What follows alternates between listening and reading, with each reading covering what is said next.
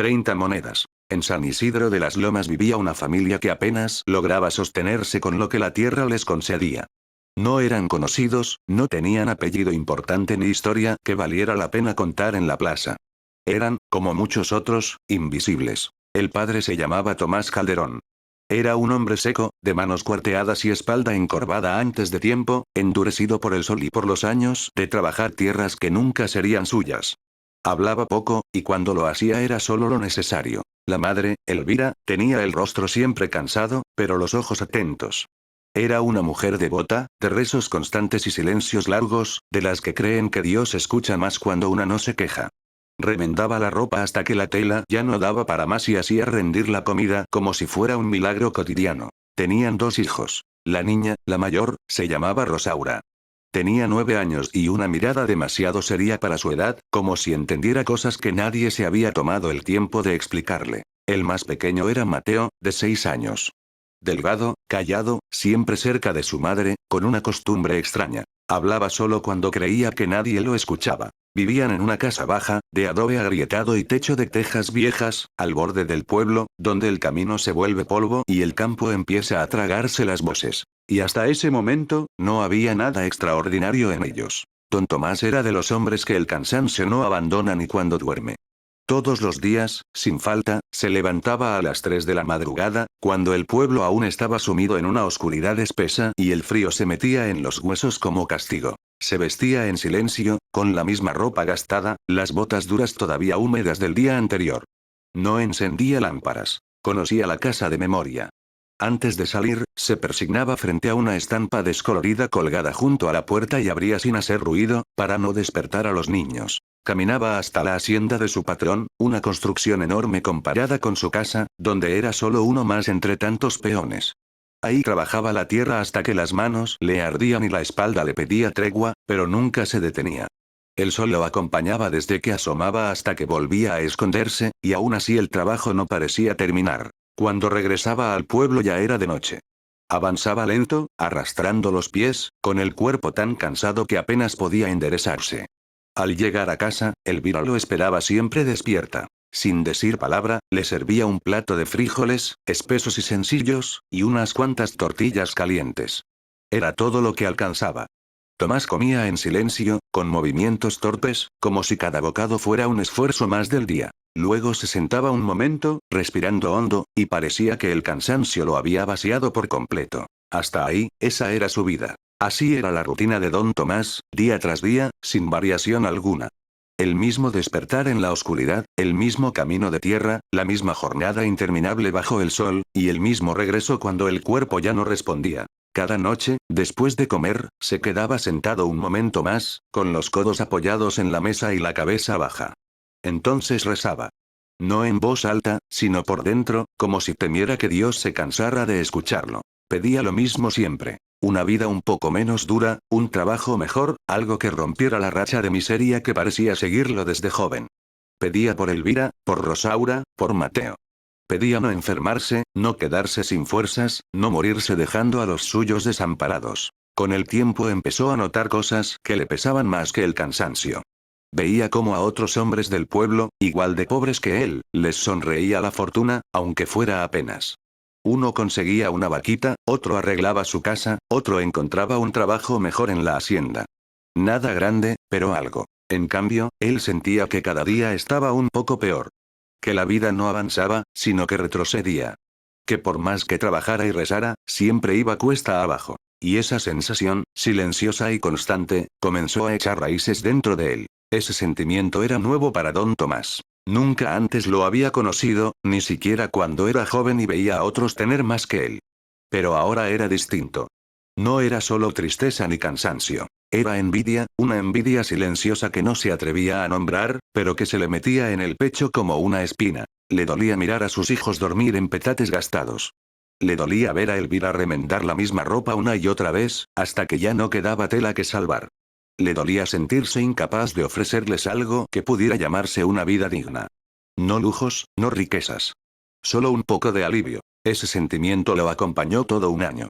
Un año completo en el que despertaba igual de temprano, trabajaba igual de duro y regresaba igual de vacío. Pero aún así, conservaba su fe. Seguía rezando. Cada noche, con las manos ásperas entrelazadas, pedía lo mismo con una obstinación casi desesperada. No exigía, no reclamaba. Suplicaba. Hasta que llegó el día en que algo dentro de él se rompió. Fue al final de una jornada particularmente pesada. El sol había castigado más de lo normal, y Tomás había sentido que las fuerzas lo abandonaban varias veces durante el día. Aún así, no se detuvo. No sabía hacerlo. Volvió a casa ya entrada la noche, con el cuerpo temblándole de agotamiento. Elvira lo recibió como siempre, con el plato de frijoles humeantes y las tortillas envueltas en un trapo. Se sentaron frente a frente, en la mesita vieja, coja de una pata, en medio de la pequeña casa de adobe. Los niños ya dormían. Solo se escuchaba el leve crujir del techo y algún grillo afuera. Tomás comió en silencio. Cada cucharada le costaba más trabajo que la anterior. Cuando terminó, dejó el plato a un lado y se quedó mirando la mesa. No juntó las manos para rezar. No bajó la cabeza. Elvira lo miró con atención. ¿Te pasa algo?, preguntó en voz baja. Tomás no respondió de inmediato. Respiró hondo. Una vez. 2 veces. Y entonces, sin levantar la vista, habló. Estoy cansado, dijo. Pero no del trabajo. Su voz sonó distinta. Rasposa. Cargada. Elvira no dijo nada. Esperó. Estoy cansado de rezar, continuó. Cansado de pedirle a Dios como si fuera un limosnero. Levantó la cabeza. En sus ojos había algo que Elvira nunca le había visto. Una mezcla de rabia y derrota. Siempre he sido buena persona, dijo. Nunca he tenido vicios. Nunca he tomado lo que no es mío. Nunca he sido infiel. He trabajado como burro desde que era chamaco y ¿para qué? Su voz empezó a subir, aunque no gritaba. Era peor que un grito. Rezo y rezo y rezo y nunca pasa nada. Nunca. Ni siquiera un poco de suerte. Nada. Elvira intentó tocarle la mano, pero Tomás la retiró bruscamente, como si el contacto le quemara. ¿Sabes qué es lo peor?, dijo. Ver cómo a otros sí les va mejor. No mucho, pero algo. Y yo siento que cada día estoy más hundido. Entonces, por primera vez en su vida, maldijo. Maldijo su suerte. Maldijo su vida. Y finalmente, con la voz quebrada pero llena de furia, maldijo a Dios. Si existes, dijo mirando al techo, nunca me has escuchado. Elvira se quedó paralizada. Nunca había oído esas palabras en esa casa. Nunca. Sintió un escalofrío recorrerle la espalda. Se persignó de inmediato, temblando. No digas eso, Tomás, susurró. No digas eso aquí. Pero Tomás ya no parecía escucharla. Se levantó de la mesa, caminó un par de pasos y se quedó de pie en medio de la casa, respirando agitadamente, como si algo muy pesado acabara de salir de su pecho. Afuera, el viento sopló con más fuerza de lo normal. Y por un instante, solo un instante, Tomás creyó escuchar un sonido metálico, lejano, proveniente de la tierra. No le dio importancia. Todavía no. Cuando el arrebato de ira pasó, no quedó alivio. Solo un vacío pesado, una presión en el pecho que no lo dejaba respirar con normalidad. Don Tomás se quedó de pie unos segundos más dentro de la casa, mirando sin ver las paredes de adobe, la mesa, el rincón donde dormían sus hijos. Todo le pareció pequeño. Aplastante. Sin decir palabra, tomó su sombrero viejo y salió. La noche lo recibió con un aire frío que le golpeó el rostro. No llevaba rumbo fijo. Caminar era lo único que le quedaba. Caminar para no pensar, para no volver a rezar, para no escuchar el silencio de su propia casa. Sus pasos lo llevaron, casi sin darse cuenta, hacia el monte, siguiendo los senderos de tierra que conocía desde niño. La luna estaba alta, pálida, iluminando los campos con una luz engañosa. Tomás avanzó durante largo rato, con los brazos caídos y la cabeza llena de pensamientos oscuros. El cansancio del día seguía ahí, pero ahora estaba acompañado por algo más profundo. Una furia que no encontraba salida. Llegó a las parcelas de la hacienda. Desde ahí podía ver las siembras ordenadas, extensas, cuidadas. Filas perfectas de cultivos que no parecían sufrir jamás la sequía ni el abandono. Más allá, destacaba la casa grande, sólida, bien levantada, con ventanas amplias y un porche iluminado. A lo lejos, distinguió figuras. Sus patrones. Riendo. Conversando despreocupados, como si el mundo no pesara sobre sus hombros. Como si el hambre fuera un concepto ajeno. Ese contraste fue demasiado. Algo dentro de Tomás terminó de romperse.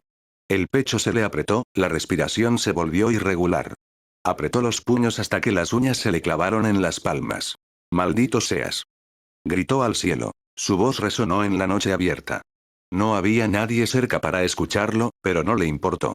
Gritó otra vez. Y otra. Maldijo a ese Dios que nunca lo había escuchado. Maldijo la fe que había sostenido durante tantos años. Maldijo su destino, su pobreza, su vida entera. Haría lo que fuera. Gritó con la voz rota. Cualquier cosa por salir de esta miseria. El viento se levantó de pronto, agitando los cultivos. La tierra crujió suavemente bajo sus pies. Tomás se quedó ahí, respirando agitadamente, con la noche envolviéndolo por completo. Después de su momento de desesperación, cuando el eco de sus propios gritos comenzó a perderse entre los sembradíos, don Tomás escuchó una voz. No fue un susurro ni un grito. Fue una voz grave, profunda, tan clara que parecía surgir del mismo aire.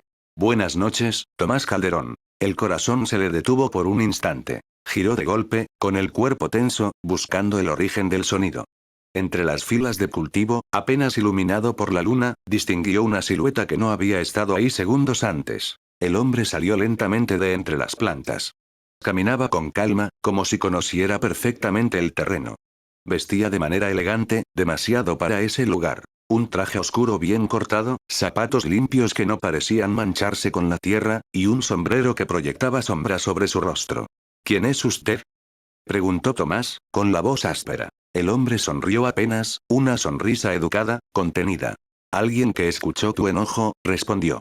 Y tu cansancio. Se acercó lo suficiente como para que Tomás pudiera verle el rostro.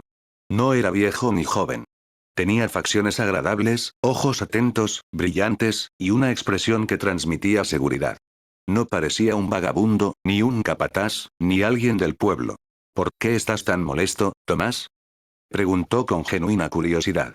¿Qué carga llevas encima para gritarle así al cielo? Tomás dudó. Algo dentro de él le decía que debía irse, que aquello no era normal. Pero el cansancio, la rabia acumulada durante años, pudieron más.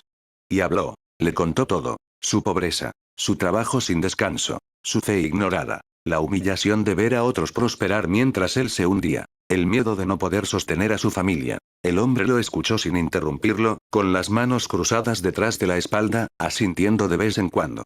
Cuando Tomás terminó, guardó silencio unos segundos. Entiendo, dijo finalmente. Has sido paciente demasiado tiempo. Tomás lo miró con desconfianza. ¿Y a usted qué le importa? El hombre soltó una leve risa. Digamos que me interesa la gente trabajadora, especialmente cuando el mundo no les devuelve nada. Se inclinó un poco hacia él. Puedo ayudarte. Tomás frunció el ceño. Aquello le pareció absurdo. ¿Qué hacía un hombre así, a esa hora, en medio del campo, ofreciéndole ayuda? Un recuerdo antiguo cruzó su mente. Las historias que su padre contaba en voz baja. Las advertencias de su abuelo, dichas junto al fogón, sobre hombres elegantes que aparecían cuando la necesidad era más grande. El corazón le empezó a latir con fuerza. ¿Usted qué es?, preguntó, casi en un murmullo. ¿Es lo que dicen las historias? El hombre lo observó con atención. Sus labios se curvaron en una sonrisa más amplia, pero no respondió directamente. ¿Importa el nombre?, dijo.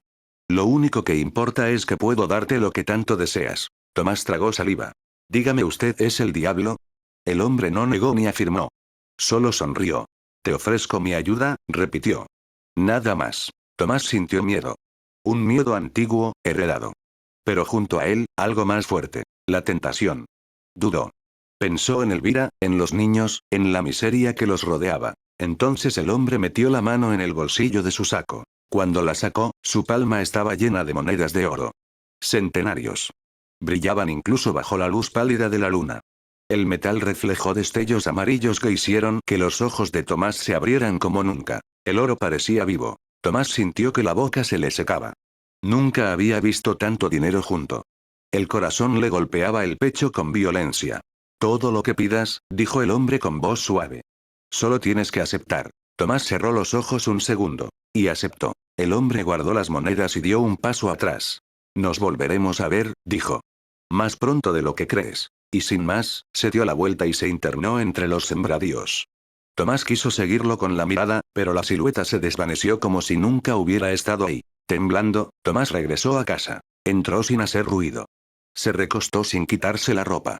El sueño lo venció de inmediato, pesado, profundo, sin sueños. Al amanecer, despertó como siempre, a la misma hora. Pensó que todo había sido una ilusión, un delirio producto del cansancio y la rabia. Se levantó. Tomó su sombrero. Caminó hacia la puerta. La abrió. Frente a él, apoyado contra la pared de adobe, había un saco enorme de manta. Nunca lo había visto antes. Intentó levantarlo. No pudo. El saco era demasiado pesado. Con manos temblorosas, lo abrió. Dentro, brillaba el oro. Y en ese instante, Don Tomás supo que nada volvería a ser igual. Don Tomás se quedó inmóvil varios segundos frente al saco abierto. El brillo del oro parecía latir con la luz de la mañana, como si no quisiera permanecer oculto. Cerró el costal de inmediato y miró a ambos lados del camino, con el corazón desbocado. Nadie. El pueblo aún dormía. Por primera vez en muchos años, no fue a trabajar. Aquella decisión, pequeña en apariencia, le provocó una mezcla extraña de alivio y miedo. Se sentía como un niño faltando a la escuela, como si el mundo entero pudiera darse cuenta de su ausencia. Pero no podía dejar ese oro ahí. No todavía. Arrastró el saco como pudo y lo cargó en la carreta vieja, avanzando por senderos secundarios hasta llegar a un punto apartado, un terreno abandonado cerca del monte, donde los árboles crecían torcidos y el suelo era más blando. Nadie iba ahí. Nunca. Con manos temblorosas, desató el saco y comenzó a sacar el contenido. Monedas, lingotes pequeños, piezas antiguas, todo amontonado sin orden. El oro era frío al tacto, pesado, real. Cada pieza que sacaba confirmaba que aquello no había sido un sueño. Mientras apartaba el botín para enterrarlo, algo distinto llamó su atención. En el fondo del saco había un cofre pequeño, oscuro, con herrajes viejos y una cerradura sencilla. No brillaba como el resto. Parecía antiguo. Lo tomó con cuidado y lo abrió. Dentro, acomodadas con precisión, había monedas de oro, pero no como las otras. Estas eran distintas. Más gruesas. Más trabajadas. Tenían símbolos grabados que Tomás no reconocía del todo. Cruces torcidas, rostros apenas visibles, marcas gastadas por el tiempo. Las contó una por una, sin saber por qué. 30 monedas. Al sacar la última, notó algo más en el fondo del cofre. Un papel doblado, amarillento, frágil como si pudiera deshacerse entre los dedos. Lo desplegó con cuidado. La letra era oscura, firme, escrita con pulso antiguo. Solo decía, una moneda, un alma. Y tendrás todo. Tomás sintió un escalofrío recorrerle la espalda. Leyó la frase una vez más. Luego otra. No entendía del todo su significado. ¿Un alma de quién? ¿Para qué? Cerró el papel de inmediato, como si mirarlo demasiado pudiera hacerlo real. Sintió miedo, sí, pero también algo más peligroso. Negación. Se dijo que era solo una advertencia simbólica, una frase vieja sin sentido. En ese momento, la abundancia pesaba más que cualquier duda. Guardó el cofre aparte. Tomó una parte del oro, solo lo suficiente, pensó, y enterró el resto con cuidado, marcando el lugar en su memoria. Nadie debía saberlo. Nadie. Luego regresó al pueblo. Entró al mercado como nunca antes lo había hecho. Caminaba erguido, con la bolsa pesada al hombro. Compró ropa nueva, zapatos para él, para Elvira, para los niños. Compró una carreta nueva, fuerte, de madera recién tratada. Llenó sacos de maíz, frijol, carne, azúcar, café, harina. Compró más de lo que jamás había tenido. La gente lo miraba con asombro. Algunos cuchicheaban. Otros lo observaban con abierta desconfianza.